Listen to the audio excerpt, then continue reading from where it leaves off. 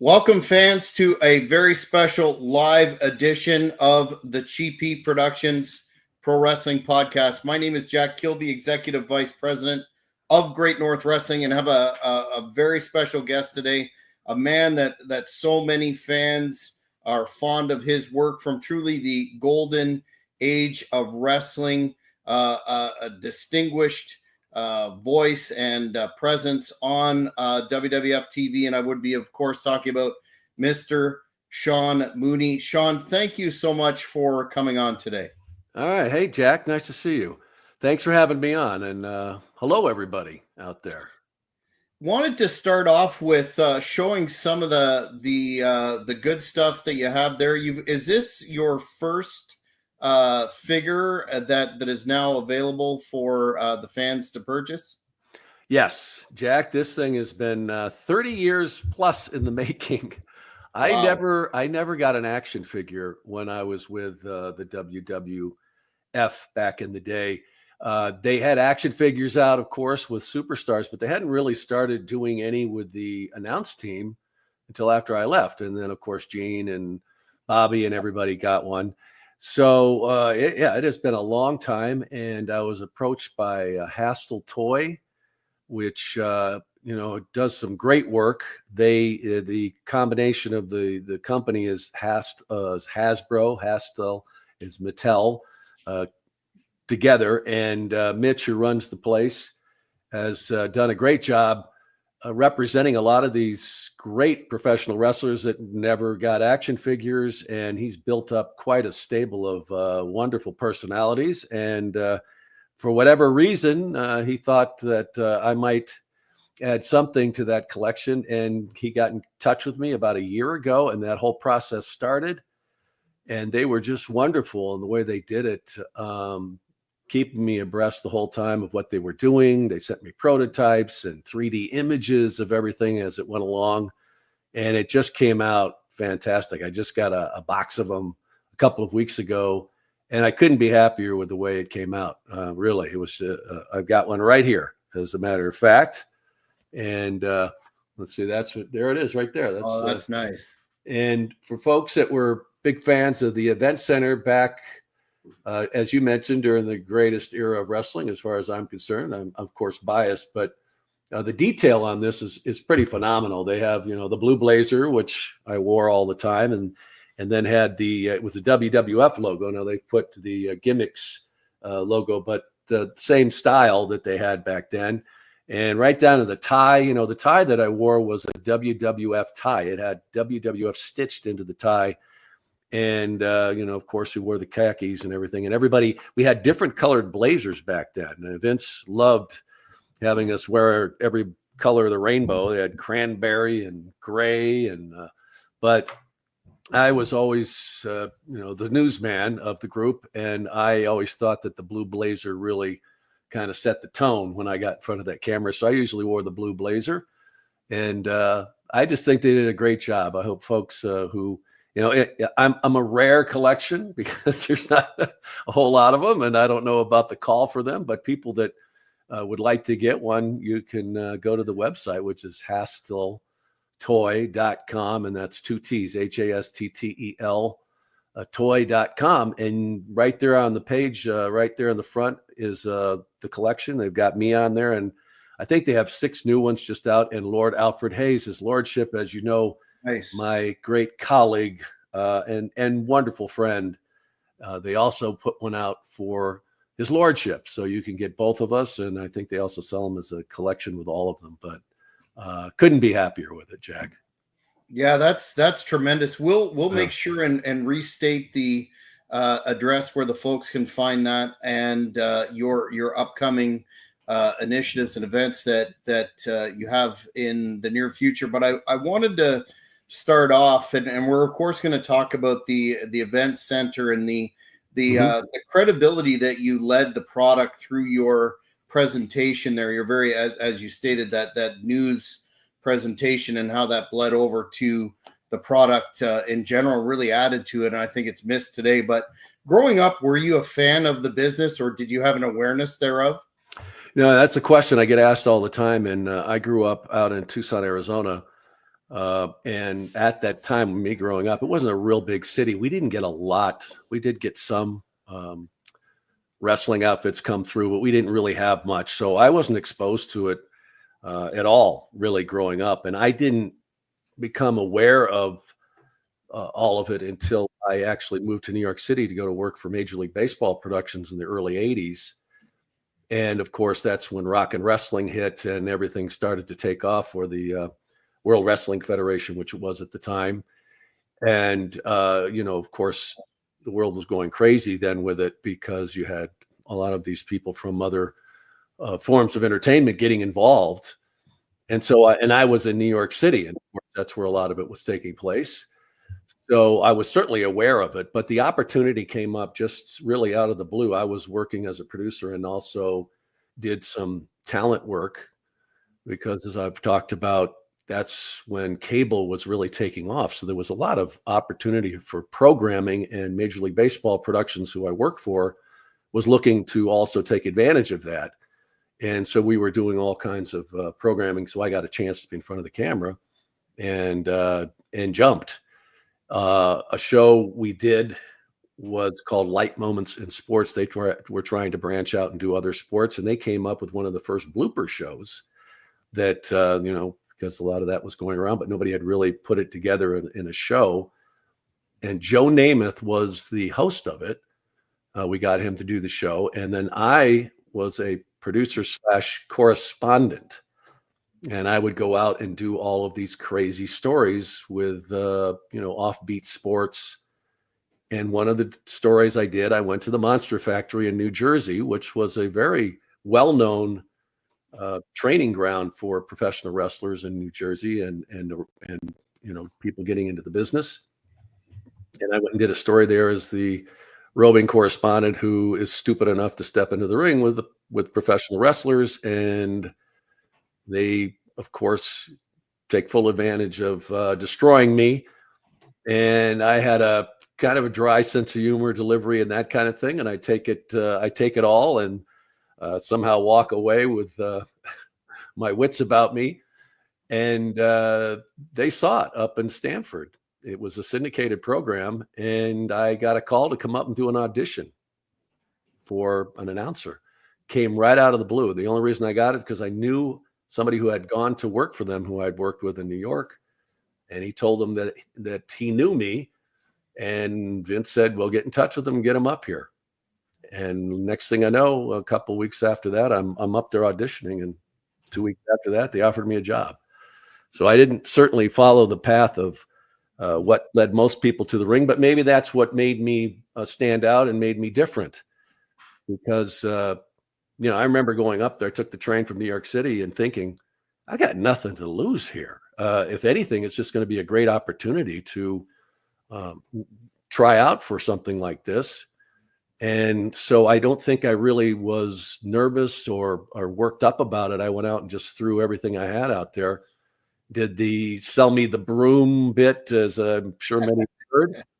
Bruce tells that story, and it's true. I know Eric Bischoff went through the same process when he auditioned there. And so it was quite an experience. I remember leaving there thinking, well, we'll see. And they didn't have me come back for a second audition. The guy called me and said, "Vince wants you to come work for him." So it just was magic, a lucky, unbelievable opportunity in life that comes along, and I was smart enough to grab it. Mm-hmm. We'll talk a little bit more about that audition process in a second, but I was always curious, given the fact that you had that in terms of the professional wrestling landscape at the time, you had a no nonsense sort of approach to a completely sometimes wacky environment, even outside of the event center. You've got these larger than life characters, etc., some of which we'll talk about. But when you were looking to do this, what skills did you bring from news that you or other media that you found transferable? And was it a conscious thing in your mind that you were just going to play it the way that you were going to play it, or did you feel any kind of pressure to be the stereotypical announcer, so to speak? Well, Vince had something particular in mind, and people have asked me before, what do you think Vince saw in you? And I think that he saw me being somebody who could legitimize what was going on. And I remember him telling me early on when I started doing this, and especially with the event center, because that was really my first assignment. And he said, I want you to approach this just like you were doing a sports event. If you were Bob Costas or one of these guys, that's who I want you to be. You're in the event center. You're at the mecca, the center of what we do. And when anything big comes up, there's an announcement, you're the guy we're going to go to. And that was always very important to him. And also to be this observer, a bit of, maybe look like I came from the outside, but that I, took this seriously, found it very legitimate, and I was going to report the way I saw it. And I always kept that in my mind. That was always my delivery. That didn't mean that I couldn't have a sense of humor. It didn't mean I couldn't, play with words and have a good time doing it. But at the same time, and they were very adamant about them not making me a part of the action or what was going on. I was the legitimate journalist that was covering this. So you would never see the guys grab me and rough me up or try and make me look silly. That was really important to Vince that not happen. I couldn't lose credibility. And from my viewpoint and from what I think people took from the event center and beyond was that it worked. It did. Yeah, and one of the the aspects of it that fans have speculated about was you stood out by being that journalist type of individual. Did you watch any sort of tapes of guys announcers in the past and take anything for it? One fan specifically asked if you were aware of Gordon Soley, and not that you did color, but that he really approached it as a very legitimate exercise. Any of those guys, when you were preparing, influence you, or did you look at? Not really. I looked at it from more of, I was trying, when I would envision what I felt they wanted me to do, I looked at it more from, the people that were big sports personalities at the time, covering everything from baseball and I had that experience working with Major League Baseball productions, but also had seen people that, like I mentioned, people like Bob Costas and, these other, Jim Lampley and those kind of guys. That's what I kind of envisioned that I wanted to bring, and I take nothing away from those legendary announcers, people you mentioned, Gordon Soley and, other people like that. But they were wrestling announcers. That was the old school, the guy with the stick mic. And, and it was, so to me, it was very different. And Vince wanted it to be different. He wanted that network type feel to it, as he did with our events as well. If you look at the early stuff, even before the first WrestleMania, they started to evolve. Those arena shows began where you'd have a hard camera, maybe another one, so that didn't cross the line into the ring. They had the ring in the center with the lights on the squared circle there, and the arena completely dark. You didn't see the fans. Well, they had the vision of, why not see these fans? Let's see how they react to what they see in the ring. It changed the entire dynamic of it once you saw how people reacted to things happening. It wasn't as the old days when you have a boxing match, the lights were on the ring. They're on the center of these guys punching back and forth. You didn't see they didn't take crowd shots. Well, Vince started doing that. They lit up the arenas. And then they started putting cameras down at ringside, right there, up on the apron, shooting in. Guys going right into the camera. It just brought you right into it. So they were visionaries with not just, with Vince, but the team that he put together. And he also realized about that time, and I was one of those people, he started bringing people in from the outside. He knew that he was never going to move this product into the next stratosphere until he had people that could elevate the production. So he started getting people who necessarily didn't have wrestling backgrounds. They didn't, they had people. He brought in people from the network, camera people from the network, producers from different production facilities who had produced tons of television shows and brought that to professional wrestling. Well, as you can imagine, it was a collision of cultures where you had old school and then these new people moving in. A lot of people from the old school didn't like it. They didn't like the idea of these people coming in. I mean, the business, especially back then, was very closed. They spoke carny. You didn't open up and talk about what was going on in these matches. My God, no. And for me, I was one of those outsiders. It took me a solid year before I was accepted in any way. And thank God for people like Lord Alfred Hayes and Gorilla Monsoon, who took me under their wings, literally. I mean, they did, and taught me the ropes, literally. Told me how to handle things, how to be around these guys. And it really helped me, because I would have never survived that first year. It was brutal. And it was, as I have said many times, it was the Old West. It was a Wild West, where when you had a beef with somebody, if there's something going on in the ring, they either settled it there because it became a shoot, or they took care of it backstage. And there was many times I know that I would be back there, and you'd hear this riot in the locker room because the guy didn't do what he was supposed to do, and he wasn't going to do it the next time. So it was a crazy world to be a part of, but it was pretty damned exciting. I'll tell you that, especially for somebody like me and where I came from. Yeah. Wanted to, of course, all of your, the company at the time and for many, many years was centered on Vince McMahon and his vision.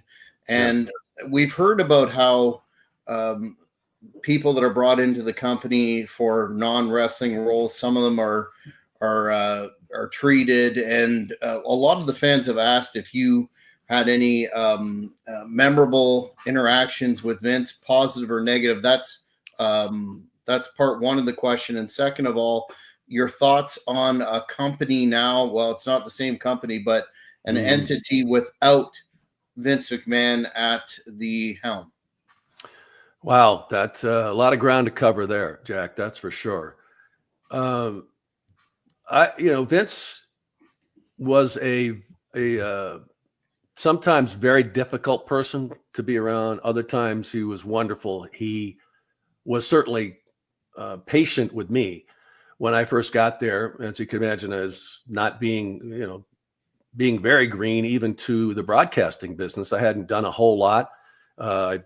Most of the stuff I'd done had been basically with one camera out in the field, and here I was brought into this world where it was all this studio work, and then suddenly you're being thrown out there and into an arena and doing a live interview or doing something backstage. And it took a little while before they put me in that situation. But even doing the event center, I was awful. And I've told the story before that my mentor, the person that oversaw the event center, was Howard Finkel. Howard was a ring announcer. He was used to projecting. So here I'm in a studio and he's having me basically scream, welcome to the event. I mean, it was just like I was doing a card or something, or announcing a match. And I finally told him, Howard, first of all, that my voice is not going to last. And I would see the tapes and it was awful. And so finally I just said, can I try it my way? And I think that in a sense, Howard was relieved. He didn't know what to do with me. We were just trying to get these markets done. And I was just thrown into the fire. And immediately, if you recall back then, they were already doing a lot of events around the country. So they had to get me up to speed because Gene was done with it. He wasn't going, before that, he had to do all of these at the arena. So once I said, just let me try it. And I did. And it took a little bit, but then I got my rhythm and my style and went from there, and everything changed at that point. And, that was when things turned around. But Vince was, it's amazing because you hear the stories now where he would walk around the arena and got the headset and he's barking into the guys doing the live commentary. For the most part, he left me alone because there was enough going on too. And he would certainly check in if there was something that he didn't like, but he was very good with me. And I remember one time I can't remember, Kerwin Silfies was the great director they had for decades. And it was before an event we were doing. I remember if it was a pay-per-view or whatever it was, but I was supposed to go down and do this promo in the cage. And Vince told me like 3 different things to say and said, go get down there and get this thing done. We got to think. I'm like, so I go down there and I keep screwing up. And I hear Kerwin gets in because I've got an earpiece in. He said, Vince is coming down. And I'm like, oh shit, oh no. And I see him come down in the arena and he comes down to the thing and I think he's going to rip my head off. And he says, pal, you got this. I got you to say 3 things. Say this, it's a cage match, and it's not going to end well or something. And just the fact that he did that just made me feel, I just relaxed a bit, and I did it. But it could be completely on the other side too. There we had our other, as I'd been there after a little bit, where he would just be, for whatever reason, he would go off about something. And so it was kind of a love-hate, but I have never not been grateful for the opportunity that he gave me along the way, because really, I had no business being there at first. He saw something in me. And after I left there, and, it was my choice. I regret that decision to this day. I wish I would have stayed longer. But, people, especially after that, everything was going on with the steroid trial and all the other stuff that happened. And since then, and people try and get you gone and try to trash him and talk bad about the company. I've never done that ever, because I have nothing but gratitude for the opportunities and the life lessons and the skills that place gave me. So is he a perfect human being, a wonderful, did he not do sometimes head scratching things and pissed me off and all that? Sure. But overall, I owe him a career. So, people can say what they will, but I don't know of all the other personal stuff that went on and whatever, but from my viewpoint in my life, I'm grateful that he came into my life and gave me the chances that he did. Do you see it as the WWE now as they seem to be making billions of dollars, and they just came off the most successful Royal Rumble, but creatively, and perhaps this is just the old school fan speaking here, it doesn't seem to be the same. As polarizing a figure as Vince McMahon is, he's really the reason we're having this discussion today. It doesn't seem to be the same sort of company in terms of that product. Do you think ultimately that business will suffer without his vision? I don't think so. I think that at the time when all this happened, if there wasn't a Vince McMahon and his vision and what he did for this business, we might still be talking about territories that are still out there, and it would have people running different parts of the country with professional wrestling. If there wasn't if he didn't see what Hulk Hogan was capable of and what he could do with him, nothing would have ever happened. It wouldn't have grown to what it did become. But like everything else, it evolves. I talked about how the business was back then. Well, naturally, things are going to evolve as the years go on, and it grows, and its popularity continues to increase. And you bring in all these other different entities, you expand. It was inevitable, and you see companies all the time. Founders of corporations get pushed out eventually because that industry outgrows them. And so it was inevitable at some point, whether he was going to be pushed out or he would just retire, it's going to change. And Endeavor that's come in and taken over this company, well, it seems though at this point they're smart enough to leave the people who know the business at it. And at least for right now, I don't know if it's ever been more successful. I know the stock just hit its highest peak ever. Will it continue? I don't know. But this business, it goes up and down, and it's a different business now. The guys, the personalities, and of course I'm biased because I remember those days and where these guys came from and how hard they had to work to get there. They spent the first half of their careers, every damn one of them, with people doubting them and telling them you're crazy and why are you trying to do this business, and earning nothing and being on the road 7 days a week, 200 and something days a year, not seeing your family, traveling from one hotel to the next and it was city to the next, and trying to find a place to work out, and then go into the ring and get the hell beat out of you. So it was a different business completely back then. Is it better the way it is now? No, I don't know. It's different because now most of the guys that are stepping into that ring have either been a D1 athlete or succeeded somewhere else athletically. And it's not the same road they travel by any means. So I think that what they miss is that life experience that these guys brought to their promos and to their storylines. And,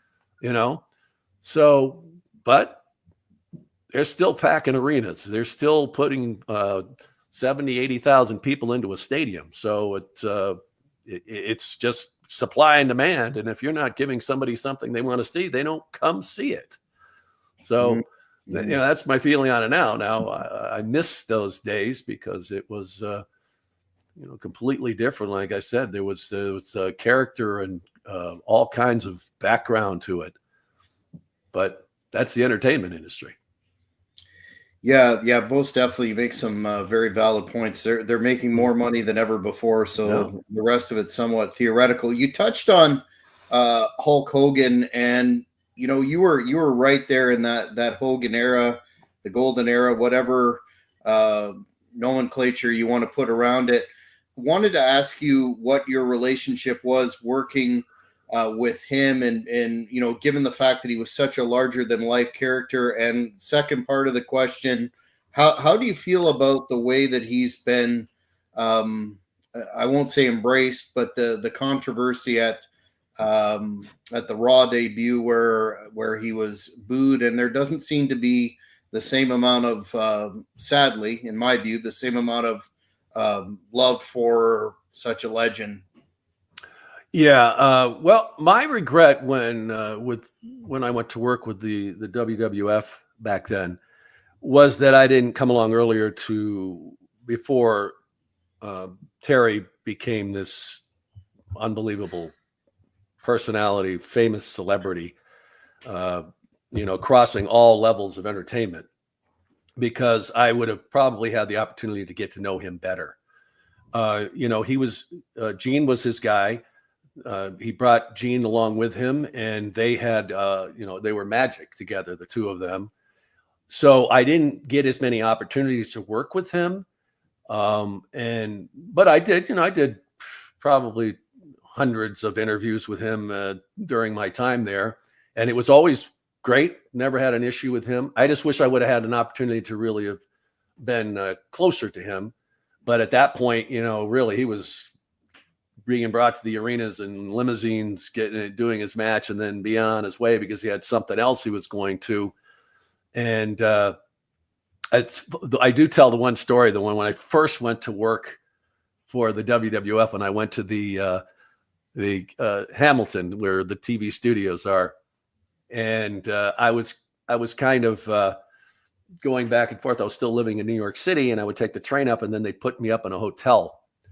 And there was one edit room in that place, called it Edit One. Kevin Dunn was just a producer there. He produced the shows.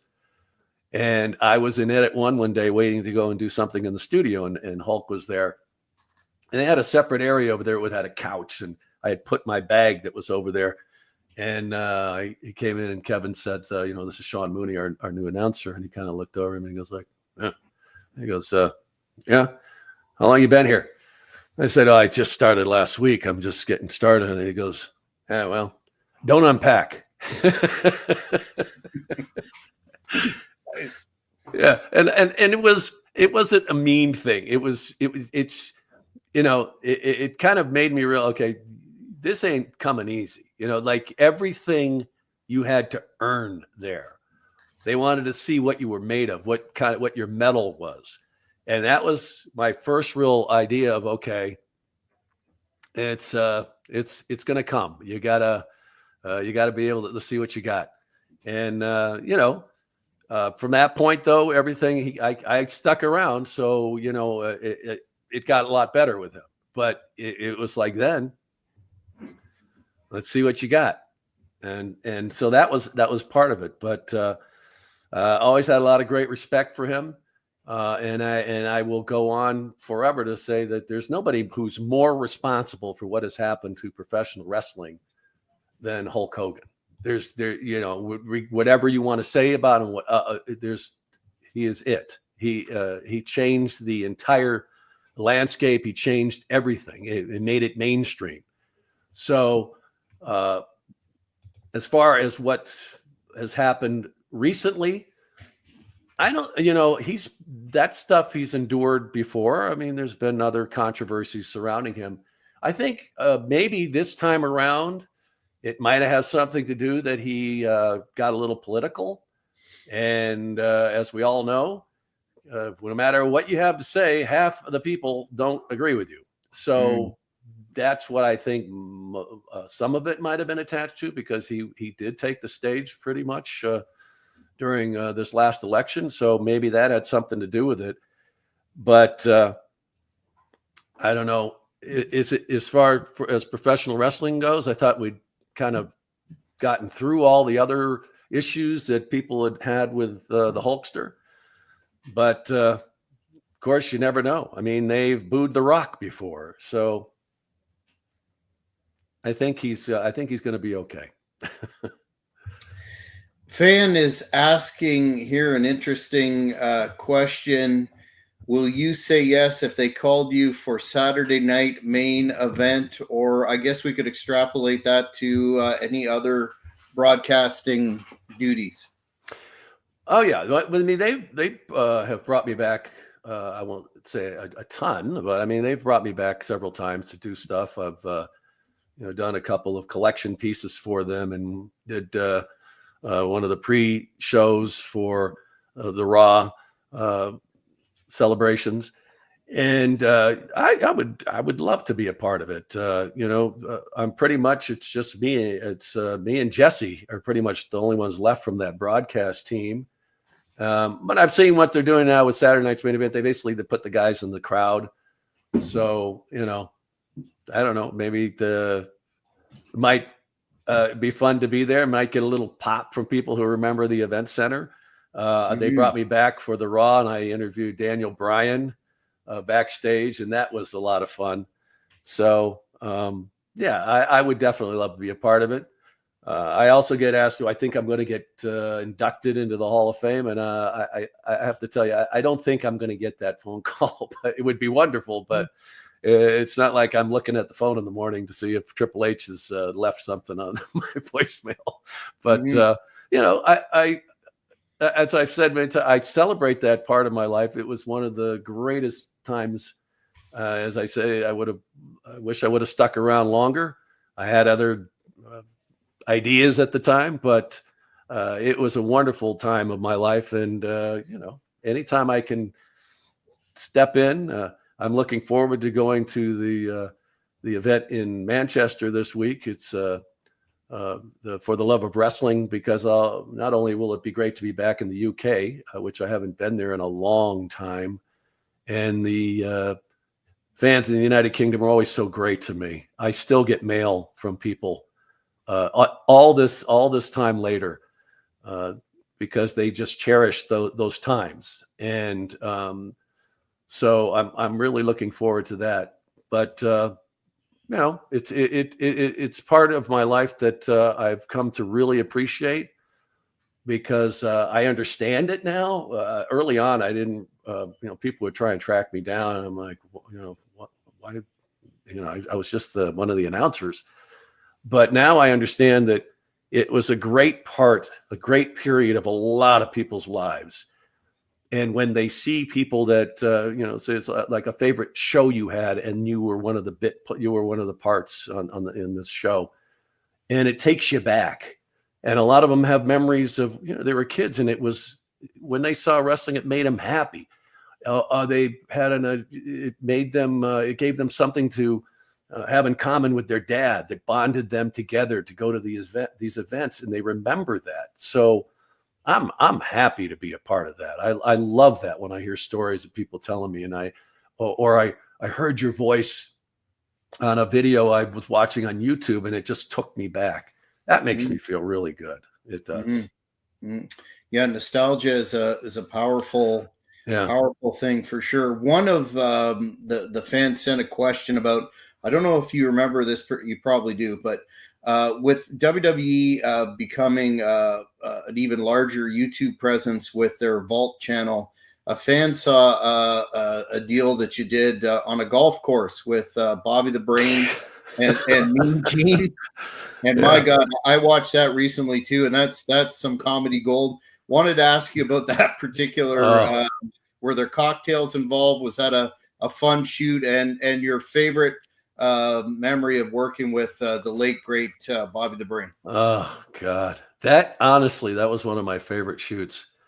We did that in Stamford, Connecticut, where we they still have the headquarters there, and went to one of the local golf courses and basically shut it down for the day with Bobby and Gene playing golf, and they had me covering it, which was hilarious because I'm in my full gear. I've got, the blazer and everything. And I remember they found this, 100-foot cable. I mean, we didn't have wireless mics back then. And the whole gimmick was that I'm covering the golf course and I have this long microphone cord, and I'm doing the golf voice.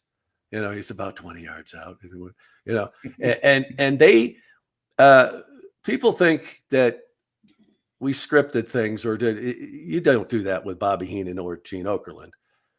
So it would just be, let's set up the premise. Gene's hit one into the rough, go with Bobby. And I can't remember how many times I fell down on that golf course from laughing at these two and the banter that would go on between them. And of course, when it was over, there were a few cocktails. We went to the clubhouse, and I didn't get to see them all together that often, but that was one of those nights that we had a great time. And any chance I had the opportunity, any opportunity I had to work with Bobby, I seized it, because I love being a straight man. That was my job. And I felt that when I did get to work with him, it worked pretty well. We did prime time together with the live audience, which was just a ball. And of course, Gene too. Gene, I love Gene. Gene took care of me. God, that guy was so gracious from the very beginning, and took really good care of me. All of those guys. Gorilla Monsoon, loved him to death.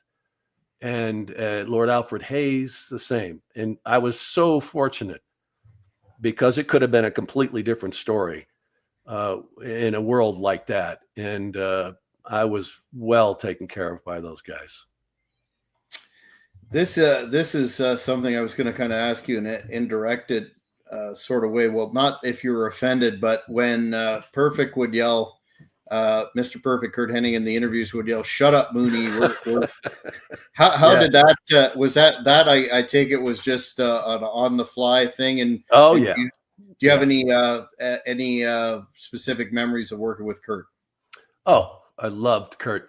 And first of all, people say, were you offended? That shut up, Mooney. I loved it. If you know the business, when somebody is that's what you call putting you over. It's the same thing when they would throw to me and Bobby would say, "Who?" I mean, till this day, you look at when people mention me and they'll say Sean Mooney and they'll say, "Who?" Well, I know maybe some are saying who, but Bobby would say that. And it's how many decades later now is this that people remember that? So I loved it when they put me over, and Bobby, when they had me on primetime doing the event center, strictly to let Bobby destroy me. Right. And I would just sit there and take it and try and come back, which was impossible. And so, yeah, I loved it. And I really loved Kurt. Kurt was so funny and such a really good guy. Always was great to me in interviews. And when you got people like that, you know that you can't fail when you're doing an interview with somebody like him. But he loved to, I'm sure people heard, he loved the ribs, and genuinely funny. I mean, he could do some stuff. He did some things to some people, maybe cross the line a little bit, but he would do a lot of fun things with me, doing interviews. And, he used to chew the gum. And I remember I did a pay-per-view one time where he had put his arm around me and I didn't think anything of it. And then at the end of the night, I got a wad of gum that's been sitting on my shoulder the entire time that nobody pointed out, or I don't know. He would do things where he would, like during an interview, if there was 3 or 4 people, he loved to mess with me. So, because, I had to get the mic over to people, and he would act like he didn't know which way to move, or, and that was just him. And besides the performer he was in the ring, and his dad, Larry the Axe, for some reason liked me a lot. He used to come into the events, and he would always tell me, "You're doing a great job." And for somebody who was really old school and from that generation to tell me, "We like what you're doing," was just to the moon for me. And so that was, for the most part, the guys were just tremendous to me. There was a few that were rough, but for the most part, it was always a great experience. And Kurt Hennig was right there on top, and same with someone like Randy Savage I loved working with him. And there's, a long list, but he was awesome. And his loss way too soon, and such a tragedy, because, I think he had a lot left. Most definitely. Yeah.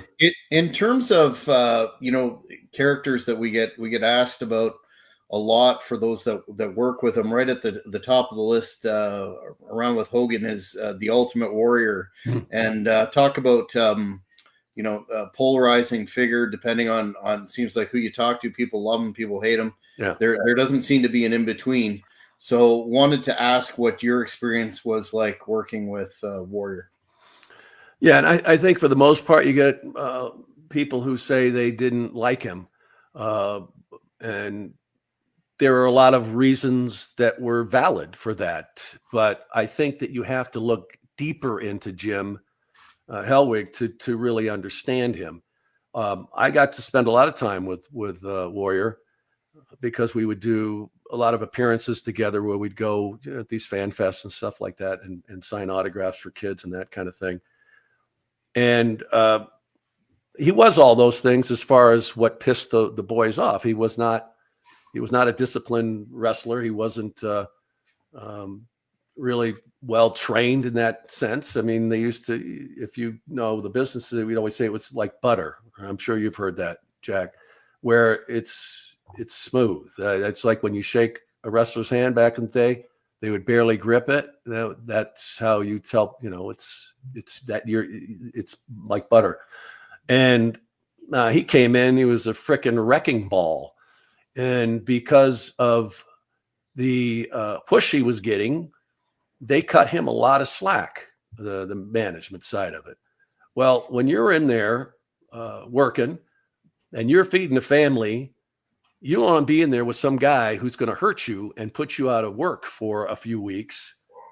So when he would do something like that, one of his stiff clotheslines or miss a spot where he's supposed to be, or an elbow isn't where it's supposed to hit, that pisses a lot of people off. And it kept going on and on. And there was he got a few shots in the ring and backstage to straighten him out.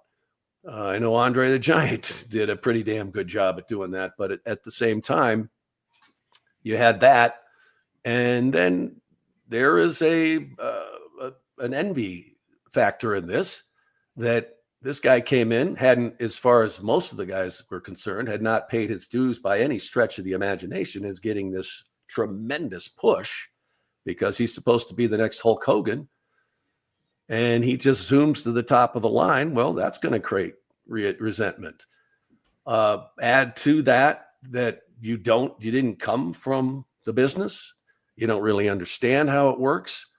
You didn't really have to pay the dues on the road like other guys had. Now, of course, when he was there, he had to travel in the same way. But he would be at the arenas and these shows and not interact with the guys. He'd be off somewhere else or have a corner somewhere he would set it, wouldn't be in the locker room with everybody. And that's not good either. You're separating yourself. These guys were out, and most of the business, you never saw them, at TVs every 3 weeks, but the rest of the time they're at these shows across the country. And at the same time, then he's getting advice from people that probably didn't give him the best advice that he, as far as the business goes, because they didn't get it. They were looking at it from an entertainment point of view and how much you're worth, and they're getting this and you should be getting more. Not a good recipe. On the other side of that, he was a guy who was just bombarded. It was the fire hose of fame and everything else that went with it. Imagine trying to take that all in. And it was, the WWE at the time was massive. It was gigantic. And all he had to do, they play that music, sprint down to the ring, jump on the apron, shake the ropes, and you brought the house down. Well, that's pretty heady. Go in and give a bad clothesline, finish it up, and you're done for the night. The guys out there, they're doing 12 minutes, right? So, but I had a lot of conversations with him. He was a very intelligent guy, deep, talked about things. We'd be at some events where he would, we had great conversations, great sense of humor, funny. I'd see him on a knee talking to a kid for 20 minutes. Then the next day we're doing something. I don't know what it was, what he was putting into his body, whatever. He wouldn't say 3 words. Wouldn't look up from signing stuff. So you never knew what you're really going to get. And so that it's a very complicated person.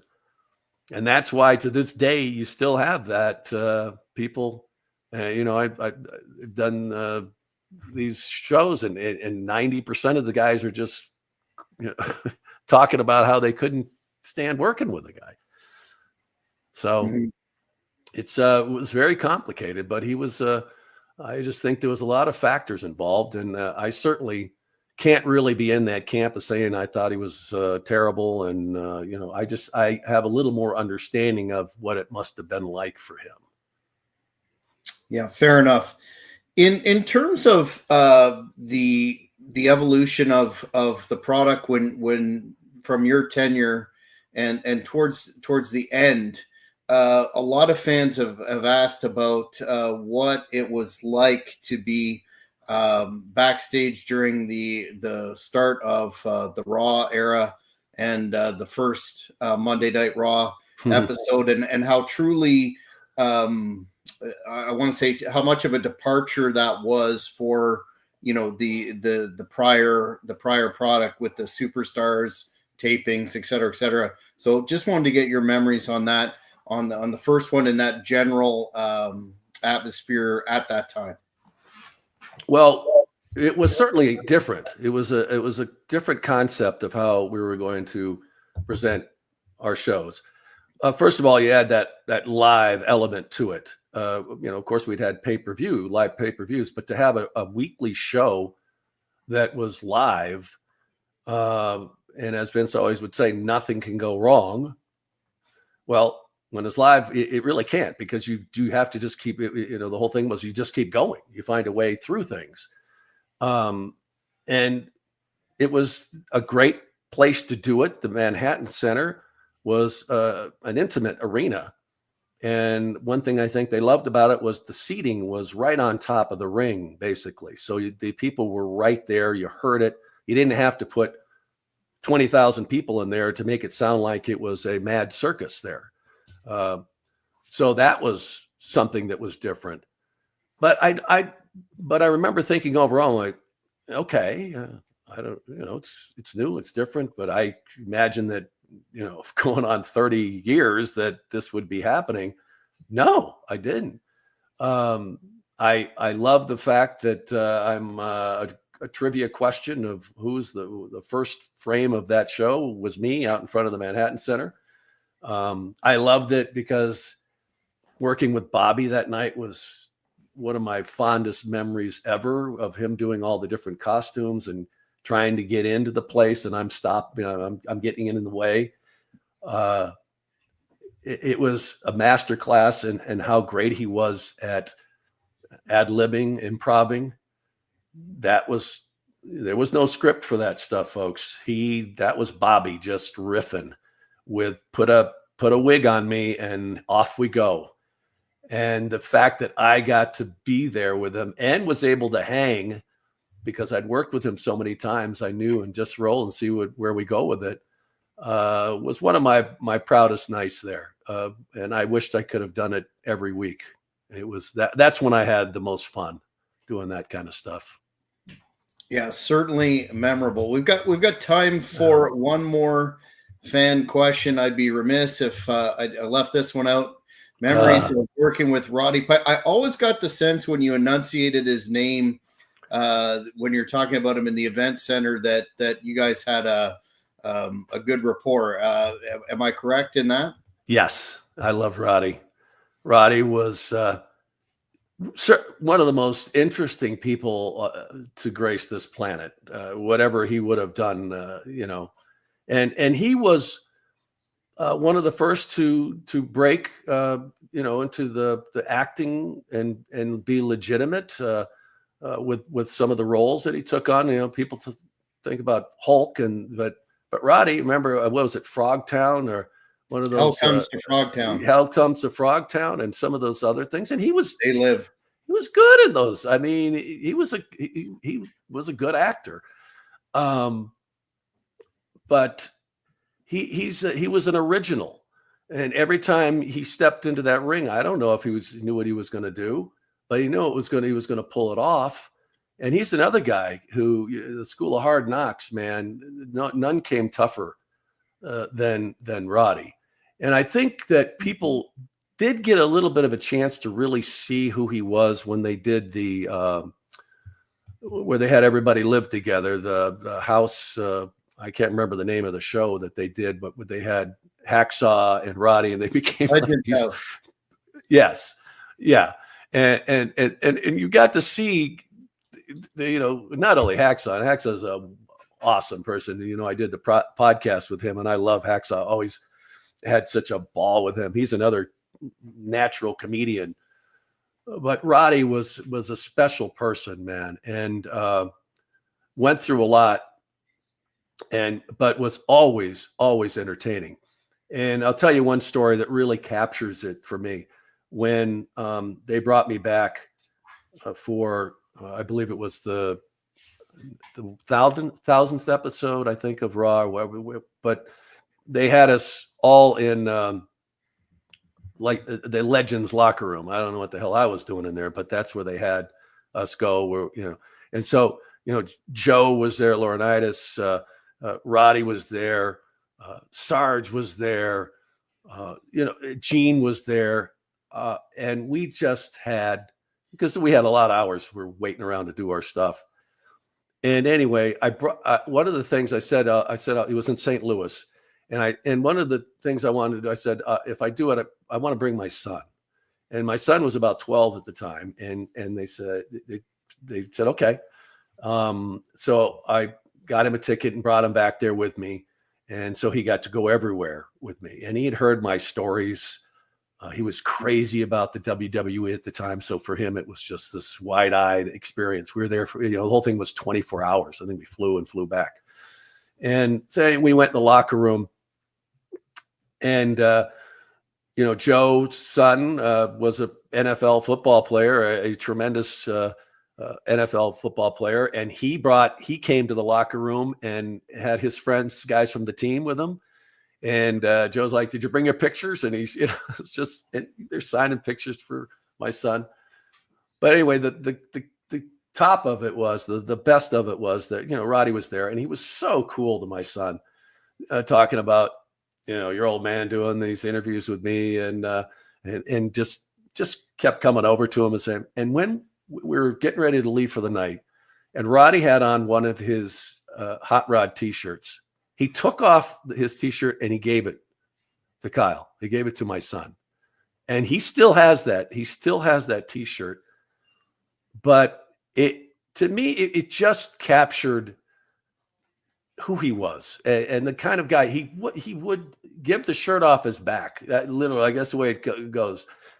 But that's how much he cared about the people that love this business. And he knew my son was crazy about professional wrestling, and I think he knew that he would cherish that, and he has cherished that to this day. And when Roddy passed, it really, my son took it very hard, because after that he never forgot it, and it was so sad that we lost him, and so many. But I loved Roddy, really did. Yeah, absolutely. One of the all-time greats. Yep. Sean, this has been quite an enjoyable trip down memory lane.